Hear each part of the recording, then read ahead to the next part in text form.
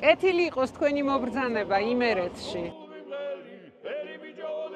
ქალაქ ქუთაისში ვიმყოფებით, იგი ცნობილია თავის ისტორიით. ხაზგასმით მინდა ვთქვა იმერულ ფოლკლორზე. წარმოგიდგენთ ანსამბლ ბერმუხას.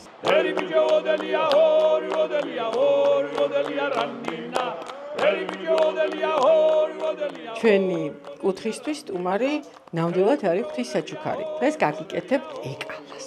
ეს ძალიან ქორფა არის. ეხა ერთ კუნჩხა ძმარს უზამთ ამას. ეხა ამას ხელში ვგრძნობ, რომ ნიგოზი კიდე უნდა.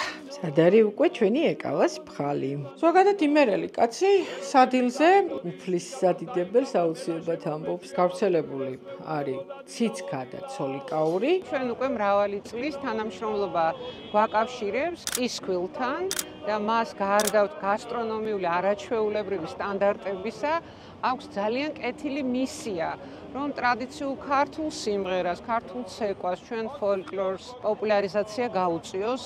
ქართული ღვინისა და კუთხეების ფესტივალზე კვლავ გელით 31 მაისსა და 1 ივნისს თბილისში მეიდანზე.